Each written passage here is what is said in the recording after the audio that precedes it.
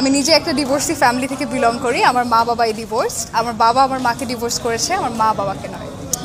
Miss আর্থির কথাগুলো আমাকে ভাবাচ্ছে, তাই আমি একটু কথা বলবো। যদিও অনেকেই এটা ভালো লাগবে না, এখানে অনেক যুক্তি খাটাইতে আসবেন অনেক আপুরা ভাইয়ারা। তো আর এটা তো অলওয়েজই আপনারা করেন, অবশ্যই করবেন। এক একজনের মন্তব্য এক এক রকম হতেই পারে। পুরুষদের সুযোগ আছে যে তারা দীর্ঘ 17 বছরের সংসার ত্যাগ করে আরেকটা নতুন সংসার গড়ে নিতে পারে।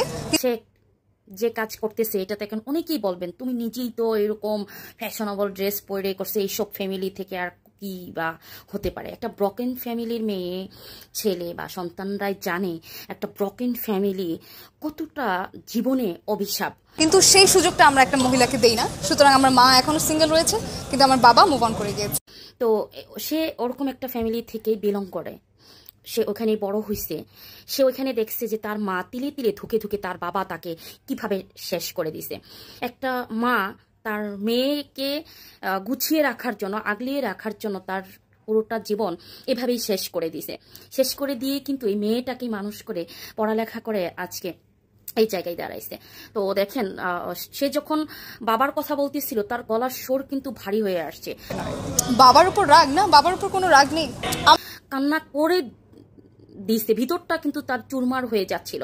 কতটা কষ্ট, কতটা বেদনাদায়ক ভাবে বা এটা আসলে বলার অপেক্ষা রাখে না। এবং প্রত্যেকটা কথা মানে আর্থির প্রত্যেকটা কথা কিন্তু খুবই ইম্পর্টেন্ট। এখন অনেকেই বলবে না আরে মেয়েরা তো এত খারাপ, এই করছে সেই করছে। ভাই, খারাপ মেয়েদের সাথে আপনি তুলনা দিচ্ছেন কেন? খালি যারা খারাপ মেয়ে ওদের তো সম্মান নাই, বা যেসব খারাপ মেয়েরা খারাপ করছে তাদের সংখ্যা শুধু আপনারা চোখে দেখছেন, ওটা পাবলিকে বের হয়ে দেখে।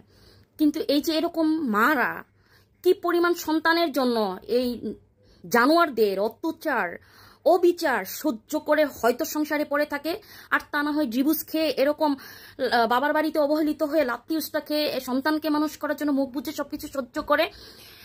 তো এখন এই যে কথাটা অনেক ইম্পর্টেন্ট একটা কথা। আমাদের সমাজ যেই সুযোগটা একটা পুরুষকে দেয় সেই সুযোগটা একটা নারীকে দেয় না। একটা পুরুষ সেই বয়স মানে বৃদ্ধা বয়সেও ওই পুরুষের থাকতে পারে, সে বিয়ে করবে, সে ইয়াং এক মেয়ে বিয়ে করে নিয়ে আসতেছে, কত কিছু করতেছে, কোনো সমস্যা নাই, কোনো সমস্যা নাই। একটা পুরুষ যখন তখন ডিভোর্স দিয়েছে, বুড়া বয়সেও ডিভোর্স দিয়ে সে সংসার পাততে পারবে। কিন্তু একটা মেয়ে দেখেন, আমাদের সমাজে অহরহ অনেক ঘটনা ঘটছে, ওগুলোর সাথে মিলাইতেছেন না। আমি জাস্ট ওই মানুষগুলো, যে মানুষগুলোর জীবনে ঝড়, যে মানুষগুলোর জীবনে অনেক কষ্ট করে নিজের জীবনটা মানে ইয়াং বয়সটা পর্যন্ত শেষ করে দিছে শুধু এই সন্তানকে মানুষ করার উদ্দেশ্যে। তো এই স্বামীর অবহেলা সহ্য করতে করতে একটা সময় ডিভোর্স হয়েও এই সন্তান নিয়েই পড়ে আছে। এই যে মেয়েটাকে পালছে না, এই মেয়েটাকে পালছে নালছে, যে এখন আজকে এই পর্যায়ে আসছে, মেয়েটার কথাগুলো শুনেন আপনারা।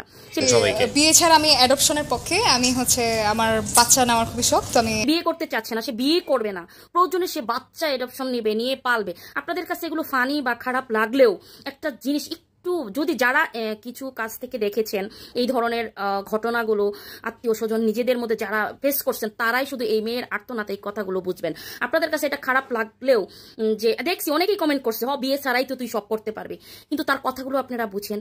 তার মার জীবনটা নষ্ট করে দিছে তার বাবা, তাকে ডিভোর্স করে দিছে। সেই বাবা কিন্তু মুভ অন করে ফেলছে, কিন্তু মা আজও পর্যন্ত মুভ অন করতে পারে নাই। এই মা কিন্তু ঠিকই তাকে নিয়ে বেঁচে আছে। সুতরাং আমার মা এখনো সিঙ্গেল রয়েছে, কিন্তু আমার বাবা মুভ অন করে গিয়েছে। তাকে নিয়ে এইভাবেই জীবনটা পার করে দিছে। এই কষ্টটা সে চোখের সামনে থেকে দেখছে একটা মেয়ে হয়ে, সেইখান থেকে সে চাচ্ছে না যে বিয়ে করবে।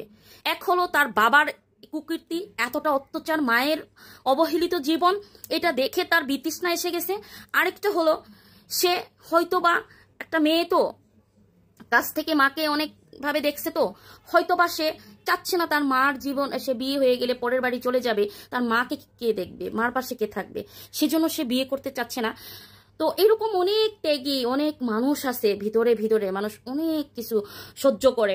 ওগুলো কিন্তু আসলে আমাদের পাবলিক প্লেসে উঠে আসে না, উঠে আসে শুধু ওই নর্দমার ওই সব মানুষগুলোকে নিয়ে। ওই সব মানুষগুলোকে নিয়েই মানুষ উদাহরণ দেয়, মেয়েরা খারাপ, মেয়ে এই হইছে, মেয়েরা ওই হইছে। কিন্তু ভিতরে ভিতরে তো যোদ্ধা নারী যুদ্ধ করে যাচ্ছে, ওই নারীদের নিয়ে কিন্তু কেউ কথা বলে না, ওই নারীদেরকে নিয়ে কিন্তু কেউ কখনো ভাবে না তার ত্যাগের কথা তার কারোরই মনে নাই, ঠিক কিনা বলেন? তো আমি জানি এখানে আপনারা অনেকেই অনেক মন্তব্য করবেন, অনেক কথা বলবেন, কিন্তু আমি শুধু বলতেছি যে এই মেয়েটা সত্যি অনেক কিছুর ভুক্তভোগী। একটা ব্রকেন ফ্যামিলির মেয়ে জানে যে একটা সে মানে জীবনে কি কি যুদ্ধ করে আসছে, কি কি পার করে আসছে। এটা এই মেয়েটার কথার ধরনগুলো এক একজনের মাইন্ডে এক একভাবে লাগবে, কারণ যারা ভুক্তভোগী তারা বুঝবে যে সে কষ্টে বসে, আর যারা এটার ভুক্তভোগী না, বুঝবে না, অনেকেই অনেক বাজে মন্তব্য অলরেডি দেখছি ওনার ভিডিওতে করতেছে। আমি শুধু এই মেয়েটার এই কথাগুলো ভালো লাগছে বলে আমার এই ভিডিওটা করা, যে ইম্পর্টেন্ট একটা কথা বলছে। দেখেন আমাদের এই সমাজে মেয়েরা অনেক আগে এগিয়ে গেলেও এখনো অব্দি পর্যন্ত দেখেন ওই পুরুষরা যাই করবে সব ওকে আছে, ওদের কোনো কিছু কলঙ্ক নাই, ওদের কোনো কলঙ্ক নাই। 10টা 5টা বেডি নিয়ে শুয়ে থাকলেও কলঙ্ক নাই, 10টা 5টা বিয়ে করলেও কলঙ্ক নাই। কিন্তু একটা মেয়ে এই সংসার থেকেও বের হইতে পারবে না, একটা মেয়ে ডিভোর্স দিয়ে বিয়ে করছে সেটাও পারবে না। আবার অনেকেই তো দেখা গেছে কঠিন অবস্থা থেকে যদি বের হয়ে যদি বাঁচার জন্য ডিভোর্স দিয়ে থাকে, পরবর্তী আর লাইফে ওইভাবে ভালো একটা কিছু করতে পারে না, যেতে পারে না, অনেক কিছু বাধার সম্মুখীন হয় মানুষ, অনেক ধরনের কথা বলে বা এই মেয়েদেরকে একটু অ্যাকসেপ্ট করতে চায় না।